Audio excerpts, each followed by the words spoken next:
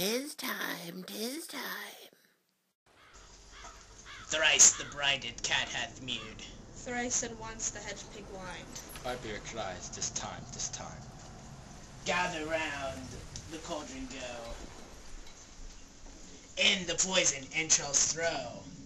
Toad that under cold stone days and nights has 31. Sweltum venom sleeping got, boil that first eye, the charmed pot. Double, double, toiling trouble, fire burn in cauldron bubble. Fillet of feiny snake, in the cauldron bubble and bake. Eye of newt and toe of frog, wool of bat and tongue of dog. Adder's fork and blind worm's string. Lizard's leg and howlet's wing, for a charm of powerful trouble, like a hell broth boil and bubble. Double, double, toil and trouble, fire burn in cauldron bubble. Scale of dragon, tooth of wolf, witch's mummy, mauling gulf. Of the raven, salt sea shark, root of hemlock, digged the dark. Liver of blasphemy Jew, gall of goat and slips of yew. Slivered in the moon's eclipse, nose of Turk and Tartar's lips. Finger of birth-strangled babe, ditch delivered by a drab. Make the gruel thick and slab, and there too a tiger's cauldron, for the ingredients of our cauldron. Double, double, toil and trouble, fire burn in cauldron bubble.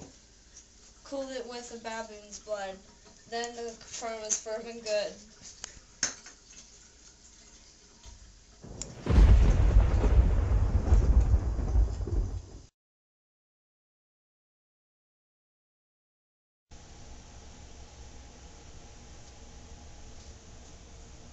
Oh, well done. I commend your pains, and everyone shall share in the gains. And now about the cauldron sing, like elves and fairies in a ring, enchanting all that you put in.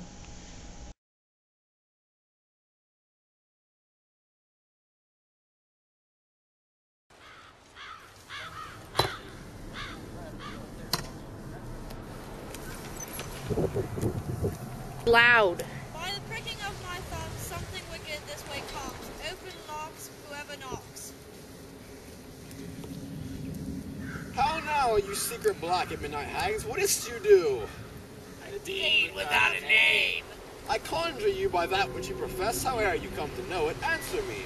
Though you untie the winds and let them fight against the churches, though the easty way has confounded and swallowed navigation up, though bladed corn be lodged and trees blown down, though castles topple on their waters' heads, though palaces and pyramids do slope their heads to their foundations, the treasure of nature's Germans tumble all together. Even till destruction sicken, answer me to what I ask you. Speak.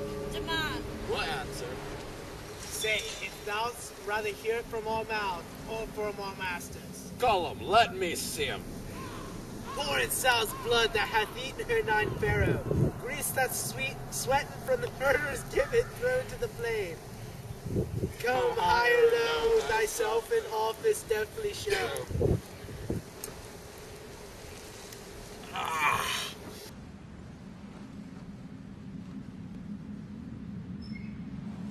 Tell me, thou unknown power. He knows thy thought. Hear his speech, but say thou not.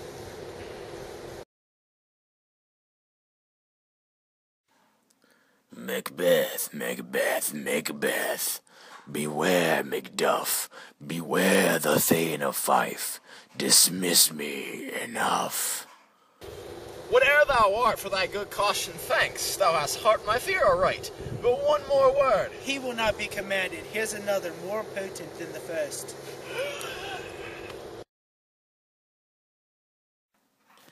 Macbeth, Macbeth, Macbeth.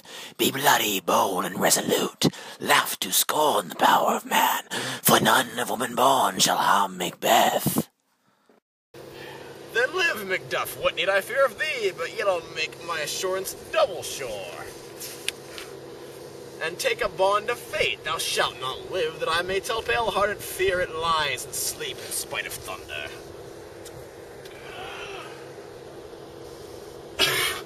What is this that rises like the issue of a king, and wears upon his baby brow the round and top of sovereignty? Listen, but speak not to it. Be lying men metal and proud and take no care, who chase who frets, or where conspirers are.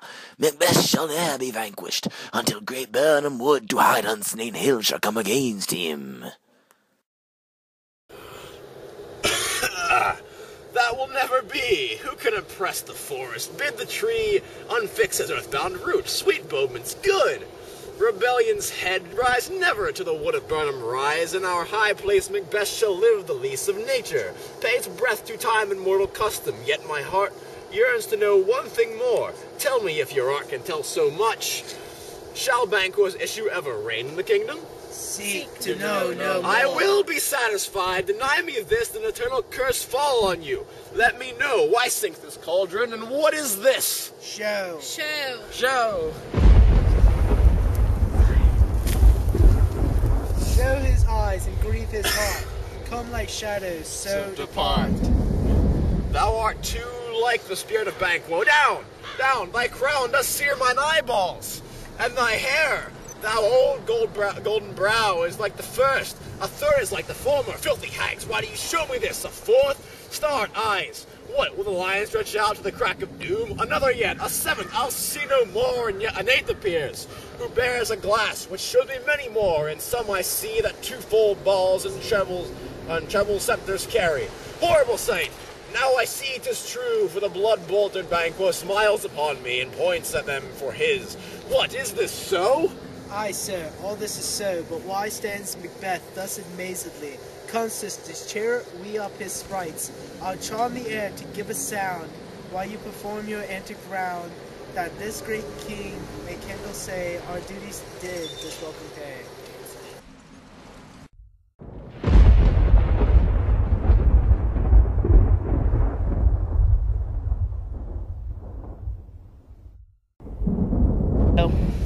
Where are they? Gone? Let this Pernicus hour stand I and curse in the calendar. Come in, without there! What is your grace's will? Saw you the weird sisters? No, my lord. Came they not by you? No, indeed, my lord. Infected be the air whereon they ride, and damned all those that trust them. I did hear the galloping of horse. Who was it came by? 'Tis 2 or 3, my lord. They bring you word Macduff is fled to England. Fled to England? Aye, my good lord.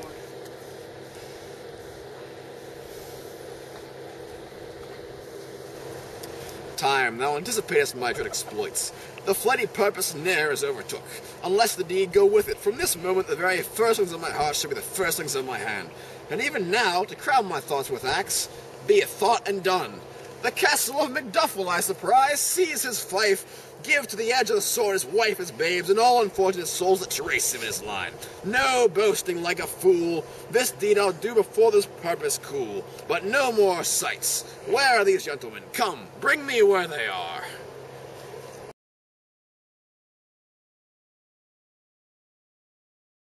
Fair is foul, foul is fair.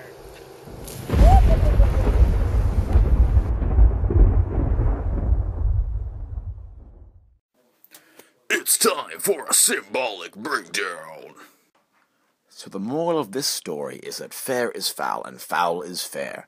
But what does this timeless quote really mean? Scholars have shown Shakespeare's work to be chock full of intricately woven symbolism, and this one in particular is quite fascinating. Let us just take a moment to read in between the lines and see just what exactly it was Shakespeare meant when he said, fair is foul and foul is fair. One can easily deduce this by examining the word foul. This word is repeated twice, so we know it must be important. We know that foul has many meanings: an unfair action, sporting events, a grotesque odor. But without a doubt, this particular quote by Shakespeare is a direct reference to poultry. Yes, that is correct. Foul birds. We are able to deduce this further by examining more symbolic quotes within the play. In Act 4, Scene 2 of the play, the murderer says to Macduff's son, "Why, you egg?" No doubt this refers to the chicken's egg, the most majestic of all foul birds. But there is more. Later in the act, in Scene 3, when Ross informs Macduff of the murder of his family, Macduff quotes, "What? All my pretty chickens and their dam at one fell swoop?" This is conclusive evidence. Without a doubt, we can say that Act 4 is heavily symbolic of the importance of chickens as the glue that holds society together. I dare say that Shakespeare lived every day of his life paying homage to these majestic creatures. So the real moral of this story? Fair are chickens, and chickens are fair. Well said, William, well said. Just don't kill James because then it's on me. I just need a little bit of fire, just a Oh tad. god, this is not gonna end well. No. Why are you sitting in the fire pit? Because I am Get Jesus, close to the and I control fire!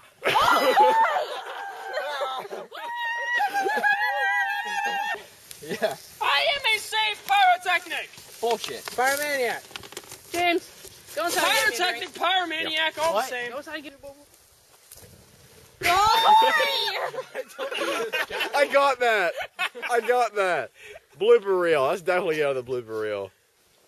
It's not flowing. How does this thing work, Nick? Hold on, I'm gonna turn the porch light on. And I'm also gonna stop recording.